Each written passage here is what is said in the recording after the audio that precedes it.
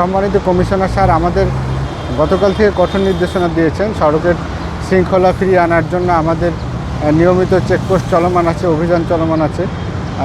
গতকালকের পাশাপাশি আজকে আপনারা যে পয়েন্টে দেখতে পাচ্ছেন যে এখানে 11টি মামলা হয়েছে এবং 4টি গাড়িকে আটক করা হয়েছে।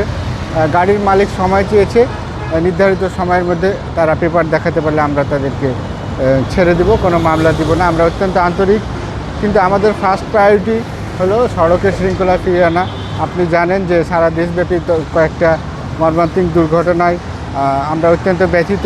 আমরা চাই একটি জীবনের প্রাণহানি না হোক, যার কারণে ট্রাফিক বিভাগ ডিএমপি 8টি ট্রাফিক বিভাগ সুন্দরভাবে কাজ করতেছে। আমরা উত্তরা ট্রাফিক বিভাগ, আপনি জানেন এটা বাংলাদেশের অত্যন্ত গুরুত্বপূর্ণ একটি মহাসড়ক। পদ্মা সেতু, মেট্রো রেল এবং এলিভেটেড এক্সপ্রেসওয়ে নির্মাণের গর্বিত অংশীদার বসুন্ধরা সিমেন্ট। এবং এখান থেকে লক্ষ লক্ষ গাড়ি ট্রাভেল করে। আমরা তারই ফার্স্ট প্রায়োরিটি দিয়ে আমরা প্রত্যেকটা পয়েন্টে আমরা চেকপোস্ট বসাইছি এবং আমাদের ট্রাফিক পুলিশ কাজ করতেছে।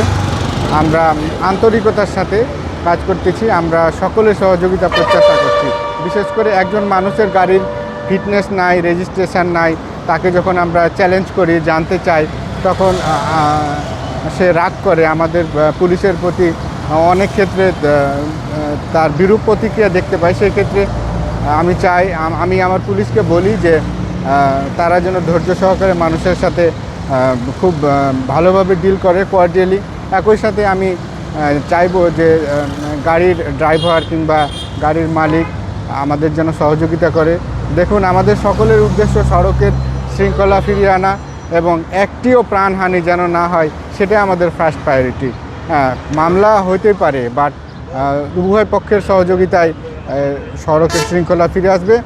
আমরা চাই যে একবারে ক্যাজুয়ালিটি, অর্থাৎ সড়ক দুর্ঘটনা খুব জিরোতে নেমে আসবে। জীবন প্রত্যেকটাই মূল্যবান।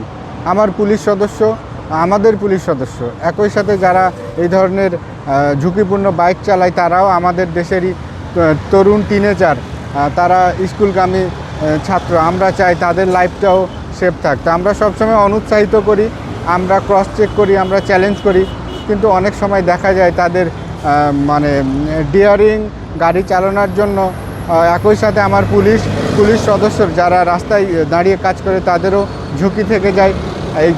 এবং যারা গাড়ি চালায় তারা তো ঝুঁকি নিয়ে অনেক সময় নিয়ন্ত্রণ হারিয়ে গিয়ে অ্যাক্সিডেন্ট ঘটিয়ে থাকে। তো আমরা সেই ক্ষেত্রে সতর্ক থাকি।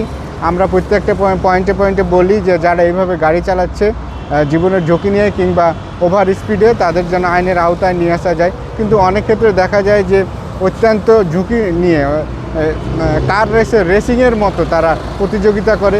সেই ক্ষেত্রে আমরা সতর্কতার সাথে ডিউটি পালন করি। আমরা চেষ্টা করি তাদেরকে আইনের আওতায় নিয়ে আসার।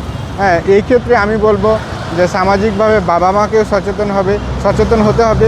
নিজের সন্তানকে গাড়ি কিনে দেওয়ার ক্ষেত্রে কিংবা সে কীভাবে গাড়ি ড্রাইভ করে সেটা একটু তদারকি করবে।